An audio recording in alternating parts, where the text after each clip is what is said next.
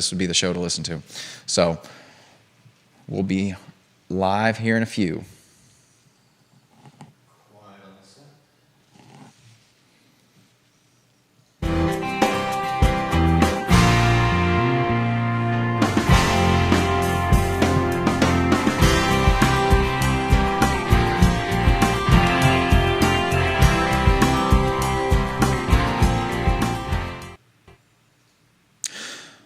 Welcome, everyone, to the show. I'm your host, Kyle Miller, and today we're on a mission to bring you stories from people right here in our community doing amazing things.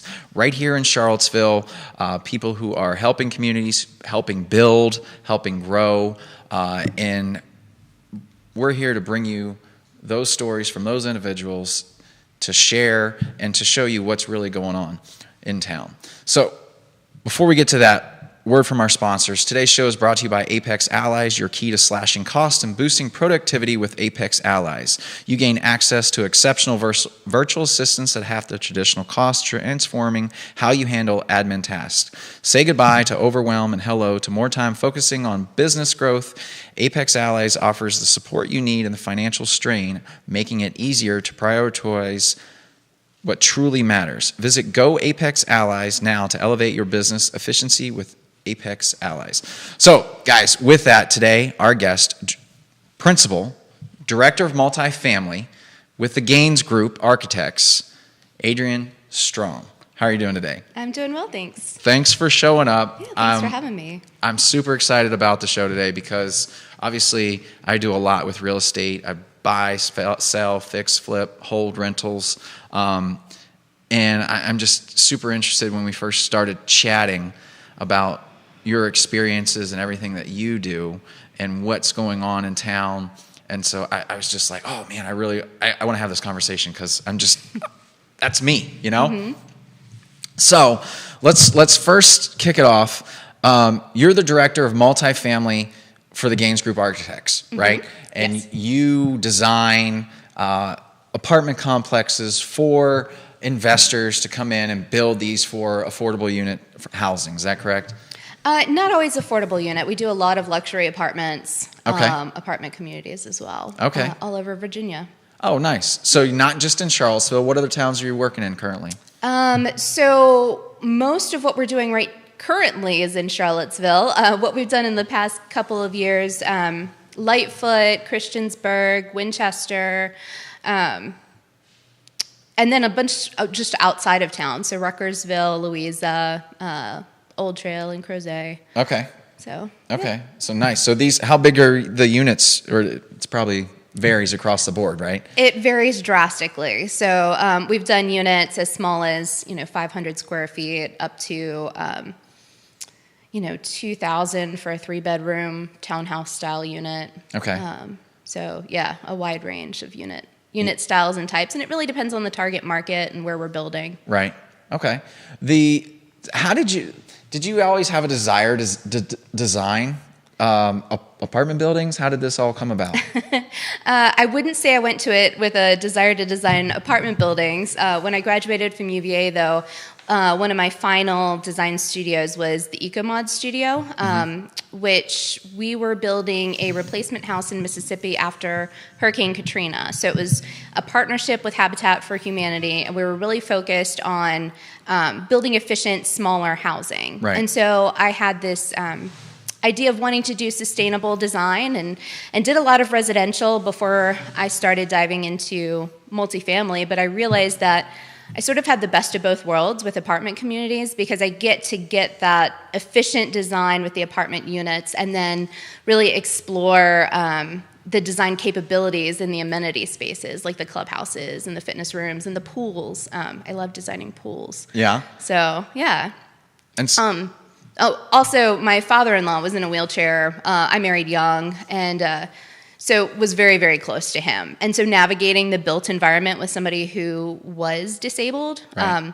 Gave me a passion to want to learn more about how to design for differing abilities. And with apartment complexes, there's a lot of rules that have to apply due to fair housing. Right. So I sort of fell into that role because of my interest there and attention to detail and knowing those codes. That's funny because I truly believe that life happens for you, not to you. So just you having these experiences that lead into other things that you're able to really expand on and go, Yeah. oh, I really have a passion for this, right? So all Absolutely. these little things that are placed in life that's cool. I really truly believe that.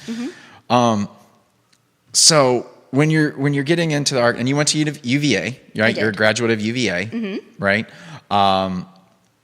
And then did you just start working with the Gaines Group right out of school? I did, yeah. They hired me before graduation, and so Okay. I went to work there immediately. Well, I went down for a week to assemble the house. We had built it in an aircraft hangar here off of Milton, and then trucked it down to Mississippi. So I went down there for a week to help put that house together, and then started.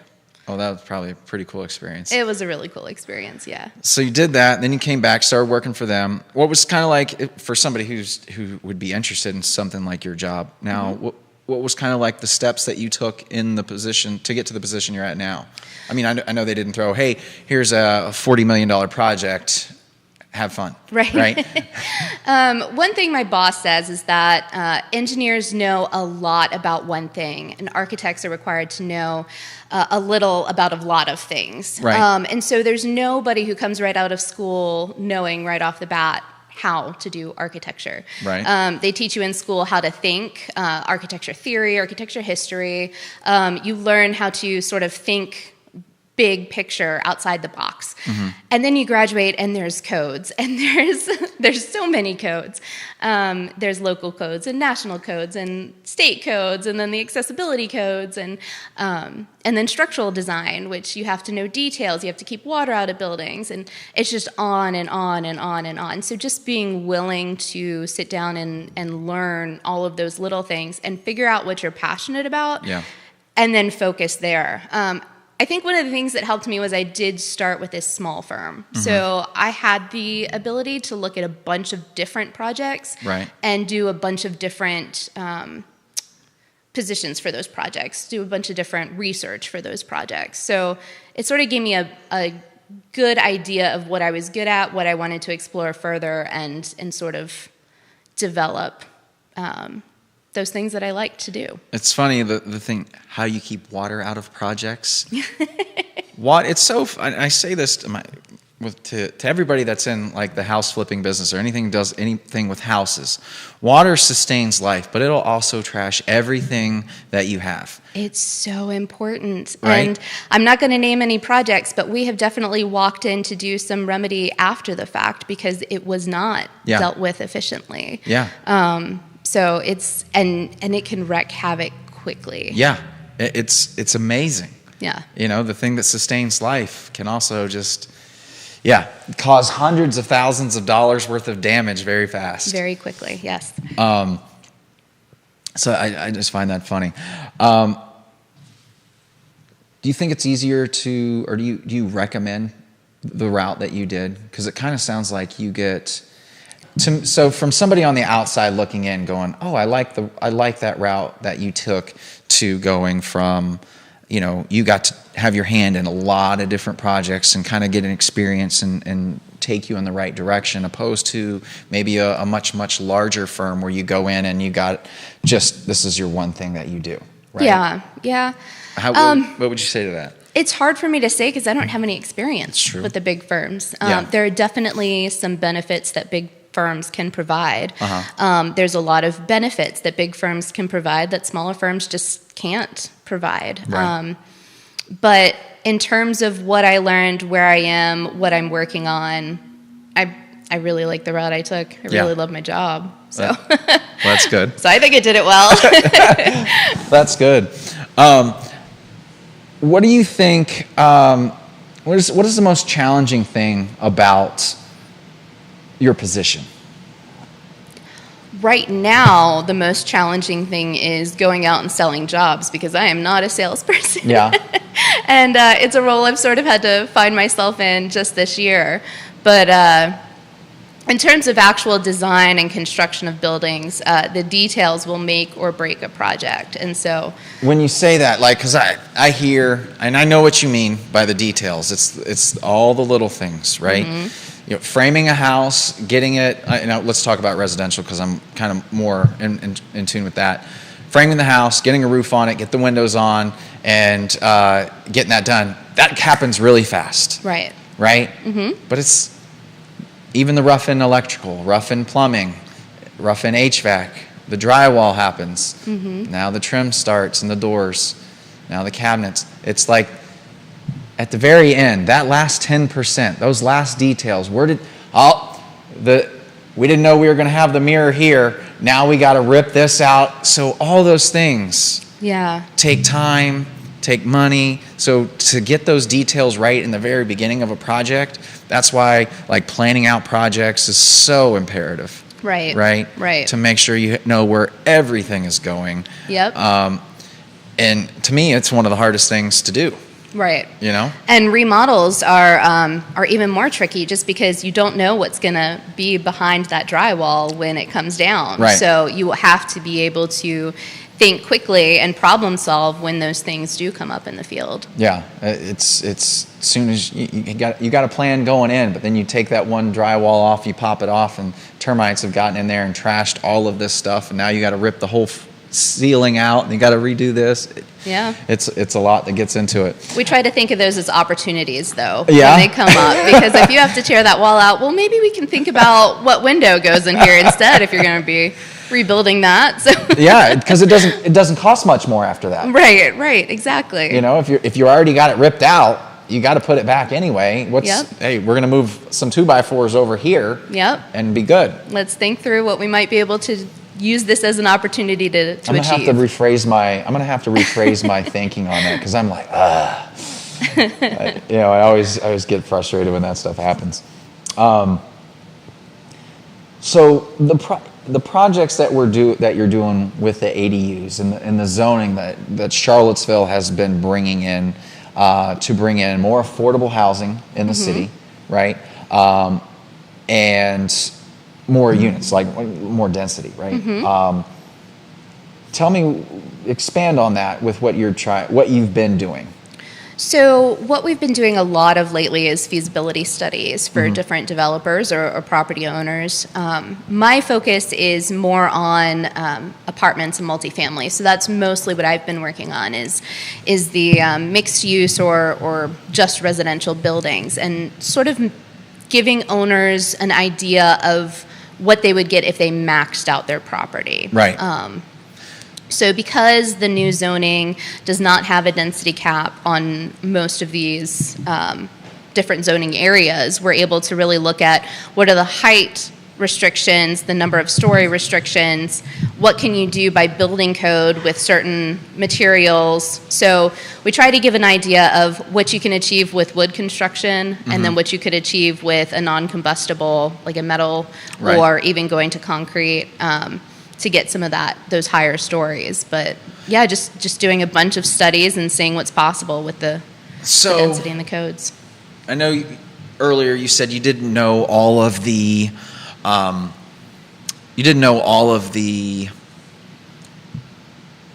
neighborhoods in town, right?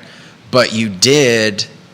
You've done the feasibility studies, and like as far as how high are we able to go in some of these neighborhoods now? Because typically, let's just say the standard R1, right? R1, R2, R3, and R4 are all 35-foot height requirements. 35 feet, that's it. That's all you can go. So you're saying that we can go higher than that now? So with the parcels I have looked at, I think the tallest one was going by stories. So it was 8 stories or 10 if you added more affordable units. Which is just a massive building. Yeah, 10-story building. That's probably bigger than most buildings here in Charlottesville. Yeah. I don't know. Do you know of a 10-story building? I don't know of a 10-story building in Charlottesville. I don't know what the infamous shell of a building was planned to be out there. That one was pretty high, but I don't know completed what our highest building is. Yeah, because does that mean they took away the height requirement? You can't be above the rotunda, or is that what it is? You can't be a certain height. It was like, I don't know if they've if further towards UVA that's still in place, but I know just around the downtown mall it was not. Okay, So you can go 10 stories is massive. It's massive. What's the typical cost? Let's say something like this, and you can say roundabout because I know it varies so much between site work and what finishes and everything that you can go into it. Right. I mean, you can even be like 20, 30 million, like cost, like for a 10-story building, right? Let's say, how big does the lot have to be a 10-story building? That really depends, because I don't think it's restricted by lot size in the city. It would be restricted in lot size based on whether you can get enough egress stairs, how you get any sort of, if you want parking on the project, where the parking would go, and then how it builds out in relation to the streets it's fronting on. So there's a lot of back-end considerations there. And cost-wise, that's not my strong suit, because we don't do construction. I would say, I'm trying to think of the number my partner's been using. I think it's been around 190 per unit. Per unit. So 190,000 per unit. Yeah. And I think 35 or 45,000 for garage parking per parking space. Okay. Of course, there's a lot of fluctuation there about, So when I talk to my buddies, they're trying to buy anywhere between the sweet spot for them right now is like 150 a unit is what they're trying to buy at. Granted, they're not going to get it here in Charlottesville, but in the South and the southern Midwest, right? They're picking up units, Oklahoma, Texas, things like that. They're picking up for those type of prices. That's just crazy. So what do you see once people get comfortable with this in the first person? Has anybody done it yet? I don't think so. I think that's the key. Who's going to make the first move? Who's going first, right? Yeah, and they're going to take all the arrows, and then everybody else will come behind it and go, okay, what did you learn? Yep. What do you think that's going to do in regards to the aspect of Charlottesville, change the landscaping of the real estate? Do you think it's a positive impact or a negative impact, or it's neither here nor there on the impact, but this is what it's going to do? Yeah, it's really hard to say. So we need affordable housing. We need affordable housing in town. We just our interns and our new hires just struggle finding places to live here in town. What is affordable housing in town? I don't even know at this point. Right. I'm so far removed from where my apartment was when I graduated UVA. Right. There's nothing available for those prices anymore. I mean, what was that? What kind of prices were you paying there? 900? My first apartment, $850. Yeah. Now I think for a 1-bedroom, I'm seeing like $1,400. But again, I haven't looked recently. I just know that they're struggling. Right. So in that aspect, it's a good thing. There are no set parking requirements. So that will either drive public transportation to get better, or it's going to create a difficult situation before it gets better. Right. Maybe both. Because we just don't seem to have the infrastructure for the type of transportation needs we would have. Right. Getting around downtown's great, but then as soon as you need to go to Walmart, that's a trek. Right. Yeah, because there's no shopping, like necessity shopping. Right. I mean, you have a CVS, I think. Or you go down to Fifth Street Extended. Yeah. And go to Wegmans there and buy, true, $30 for a piece for some bread. But I see with that, so I see like the units being available as rental units with that. But I also see the prices going up on housing with that, I just think, especially for like an ADU unit right outside to the attached of houses, like, hey, you can have an apartment on your property, you can build it here and make this happen. That's going to increase the price of the house, just like we value multifamily apartment buildings via their net operating income, right? That's how we value the building's price. Right. So it's going to turn into that and what we can afford to pay for that, and that's going to subsidize $75,000 on Well, the purchase prices. And just when you're selling a piece of land, it's all about the potential for that land. What can you build on that? What is the density you can build on that land? How tall can you go up? How many units can you get on that parcel? And that's what will make it appealing to a developer. Right. Well, when you have that in single-family residential, where you can, there's a potential for an ADU, even if it doesn't exist. Right. The land value is going to go up because there is that potential. Yeah, yeah.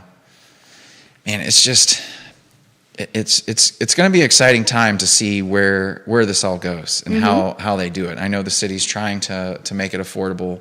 I read an article the other day. Charlottesville is in the top three most expensive towns in the state, and it's Northern Virginia. I believe it. Yeah, Northern Virginia. Roanoke actually was in there. Okay. Roanoke had a part in there, and then Charlottesville. And so for their average price per house, which was interesting to me as well. It was kind of wild. So those are the top three. And I know Richmond has it, but I always thought it was Northern Virginia, Charlottesville, and like the Virginia Beach area. Right, that's what I would have thought. Yeah, but that was Roanoke snuck in there. Congrats, Roanoke. They're growing up. They're growing down there. You do jobs down there. They really are growing down there. Yeah. So we've done Christiansburg, not in Roanoke itself, but in Christiansburg area. And right. Yeah, there's a lot of growth down in that area. And that's the Virginia Tech area. I mean, Roanoke's population's larger than Charlottesville. I think their population is over 100,000 down there. Charlottesville City is 50,000. Charlottesville MSA is 250,000. But it's just interesting with the Charlottesville stuff on what they're going to do with those ADUs. What do you see, like when you're designing and doing all this stuff for the buildings? Are you looking at sustainability products? How do you guys incorporate that? How do you guys incorporate the eco-friendly stuff that everybody wants to see in their buildings now in your design aspects? Like to me, it's like, man, that's just another step to like figure out, right? It seems like there's a lot that goes on with that. There's a lot that goes on with that. And from the beginning, our firm was founded in 1987. And so the founding partner, Ray Gaines, has always had an idea of taking the easy approach for green. Even if somebody does not want sustainable design, there are things you can do just as simple as designing on a 4-foot module, because that's a sheet of plywood. You're having less waste. Okay. It works out with brick coursing. It works out with plywood. So all your material waste cuts way down, and you're building sometimes a larger footprint for the same price as what you would get for a slightly smaller one. So just looking at simple aspects like that. Right. Then my partner, who's based in Harrisonburg, Charles Hendricks, he's really well known for building science and looking at the construction of the wall itself. So again, even if people don't want a flashy green product, we're building a wall that will require less maintenance, that ensures that the air and vapor transfer is what it needs to be to produce a long-living product. Right. In terms of more flashy things, there is, if you go through the HUD process for a 221D4 HUD finance backed project, there is a major benefit to going with a certified project. So most of our multifamily residential projects are built to Earthcraft standards because it meets their requirements to get this. It's a percentage off the interest rate. It has a very quick payback, so it's an easy sell for our developers, and so that just requires us to take certain things into account: building location, how close it is to other areas, whether we're able to preserve trees. Again, the construction of our wall and making sure the insulation's all in the right place. It's all mostly straightforward stuff. And then you can get the flashy things by adding EV chargers because they're in demand now. Right. And doing the things that people see outwardly as green and sustainable. Has there been much in the technology aspect side of things that change the way or help better? I know there's computer software and CAD's been around forever, right? But are there any other things that have like really been game changers in the way that you do things? So this is a fun question because yes, there is. No, we don't use it. So Okay. there is a tool called Revit, which you build your 3D model as you're drafting, and then it outputs plans and sections from that Revit model. Okay. The problem is we've set up CAD standards that look like hand drafting. There's a certain element of being able to look at a drawing and reading the line weights. It reads like art. Like you can see what's supposed to pop off the page and what's supposed to fade into the background. And we have yet to get output that we consider up to our standards. Right. So we've stuck with CAD, and we do 3D renderings for our ARB reports and such. But Okay. but yeah, so there's a bunch of technology that's out. It's just how it's being utilized. And Has the products, and my products mean materials, has the materials, the technology and the different materials, how has that changed in being able to build longevity, lasting, cost reduction, and since you've been in since 06? 06, yeah. There are a lot of material innovations, and it's part of why to be an architect, you have to get a certain amount of continuing education so you Okay. can keep up with those material and code changes. Right. So yeah, I would say that there's a lot of engineered wood products that are more sustainable in the long run that produce a longer lasting product. There's a lot of developments in terms of noise transfer, which is really important when you're looking at apartment buildings. And keeping residents happy, Right. that helps with that. So, and then it's a lot of it is about how those materials come together. There's a lot of research into what's the best way to do things that has changed over the years. Right. So the way we used to do things isn't necessarily the best way to do them now. Right. Well, education, products, and engineering, and it all comes together, right? Innovation. Yeah. You know, it's Yep. one step, and getting better and getting better. Where do you see, as far as like trends and future outlooks for kind of you all and architects in general, where do you see it going? So I think multifamily is definitely going to stay in demand. There's that need for affordable housing everywhere. So that's really an area that I don't really see dying down too much. We are doing a lot of renovation projects right now. Okay. So a lot of people who, due to interest rates or whatever, they're staying in their houses and they need to make that house what they want for their forever home. So we're doing a lot of that. And we kind of discussed it before the show. With the interest rates that were so low, and you know, was it 20, 21, 22? I mean, 2% interest rates. Anything under 4 is great, right? I have a 4. They're not going to want to leave. No. They're not going anywhere. No. Right? Right. Because they're like, why? I just stay here. I do an addition on the back of the house. I'll just build out what I have here because it's going to be cheaper in the long run. Yep. But what we do see in regards with that is there's going to be no inventory. Right now, insurance costs and the price of money has gone up. It went up so quickly, and the cost of materials. Everybody's just kind of like, whoa, let's see where everything's going to settle out before we can get like a real project budget number, because prices went from, as a residential builder, 100 a foot to now they're, close to 200 a foot, right? And it's doubled on your end. Yep. And the multifamily stuff. So nobody's building really for affordable housing. They're still building houses and they're selling them. They're selling for 5, 7, 8, 1.1, whatever. Right. I don't see too many people selling $200,000 houses that are coming out of the ground. No.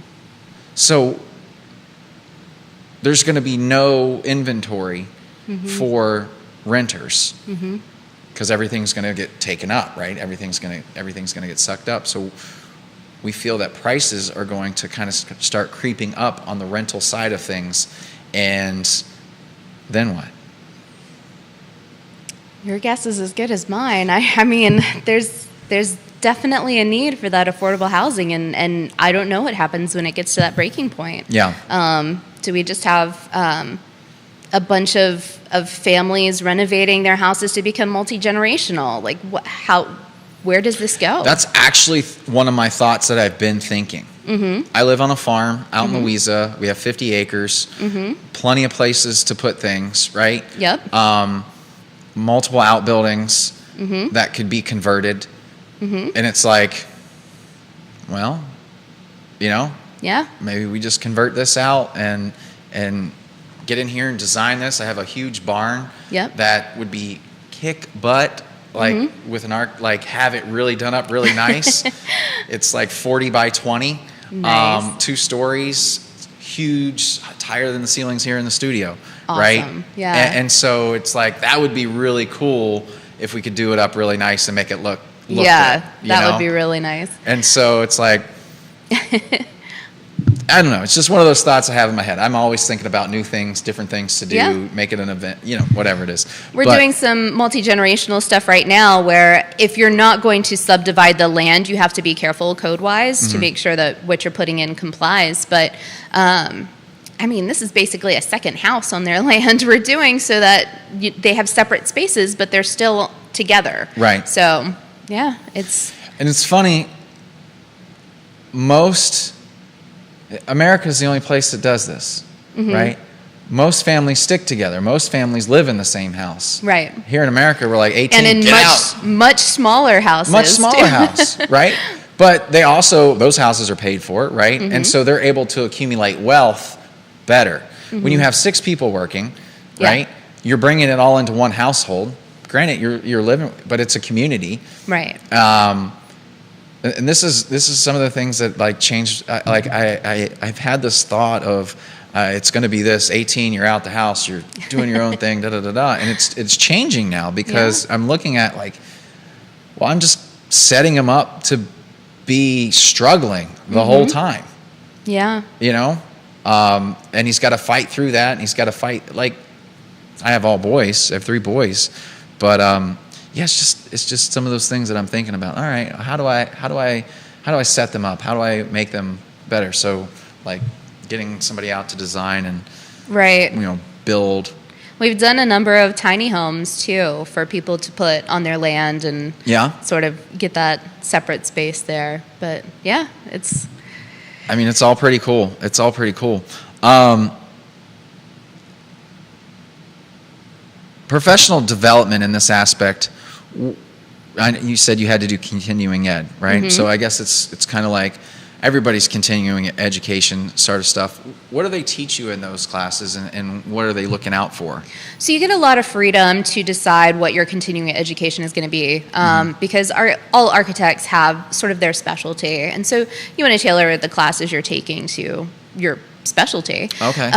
But to be a licensed architect, you have to maintain, I want to say it's 26 credits a year, and then a certain number of them have to meet a health, safety, welfare aspect. Okay. The American Institute of Architects certifies these classes and will designate whether it's health, safety, welfare related. But those classes focus on building science and structures and anything that could affect long-term health and safety of the occupants. I'll be doing one next week, though, here in town on the 2021 code changes. Okay. So Virginia operates on a 3-year code cycle. We're usually about 3 years behind the current year is the code they're adopting. Yep. And so there's a lot of interesting changes with the 2021 code, but most of them impact the accessibility codes because the ANSI 117.1, everybody thinks ADA, but ANSI 117 is the code that's in the actual building code. That's the one that's referenced. That hasn't been changed since 2009.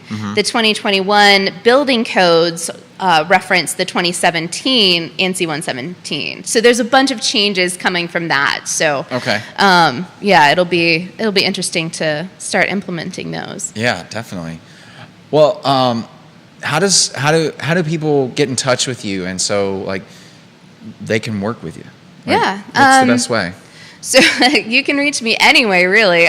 We just moved our offices in Charlottesville. Okay. We were up on Pantops. We just moved to the corner of 9 and a Half and High Street. Okay. So there's a blue building that used to be Atlantic Bay Mortgage, and we just got our sign up there, so you'll see us if you go down High Street. But our switch over to our VoIP phones is not going as smoothly as we'd like. So you can reach out. Our website is thegainsgroup.com. So that's THEGAINESGROUP. We have a Facebook page. We have an Instagram page. We're pretty responsive for any way you message us. And you can name my name, or it'll go straight through to one of my partners who will reach out and get a meeting set up. Typically, we'll do a first meeting on Zoom. Sometimes we will schedule a site visit if it's sort of imperative we see the site when we're discussing the project. But a lot of times we can discuss vaguely and then set up a follow-up on site. Right. So that's how you start out, do a Zoom call. What are you kind of looking to do? Let's get a scope of work that you're interested in. Let's see if we're the right fit for you guys. Absolutely. Yep. And then if so, we can take this progression a little bit further. We go through, we can give out scope of works and, nail down what you guys need. Yep. Okay. Yep. And you guys aren't a contract build, right? You are just the contract. No, just just design. the architect. Just design. Yep. But we do all sorts of design. So we do small, like front porch renovations. We've done historical renovations. We've done just kitchen renovations, small projects, all the way up to over 100,000 square foot warehouse industrial buildings. We don't do much public work. We have done small government buildings, but we've done private schools, churches, that sort of thing. Yeah. Okay. So a little bit of everything. Yeah, it definitely sounds like it. It sounds like you know what you're talking about. You've done a lot within the Charlottesville and surrounding areas. Mm-hmm. You know the codes. You know what they're looking for. Because not only do you have to deal with the codes of the building codes, the Virginia Building Code, you also have to deal with what does Albemarle County and what does Charlottesville City require, because they have some little specific nuances as well. Yep, right? yep. And every jurisdiction is just a little bit different. So we definitely have to make sure. And even simple things such as definitions. Some jurisdictions define the height of a building as the top of the ridge. Some jurisdictions define the height of the building as the average between the ridge and the top of the fascia. Yeah. So you have to be really careful anytime you're doing work in a different area. Yeah. Yeah. Well, cool. Well, thank you so much for coming on the show today. I really appreciate it. I've learned a lot. Yeah, absolutely. This is fun. It's very neat. Again, go online. You can find them there, thegainsgroup.com. You can find her on Instagram, Facebook, LinkedIn. Whatever other social medias are out there. But reach out. Great people.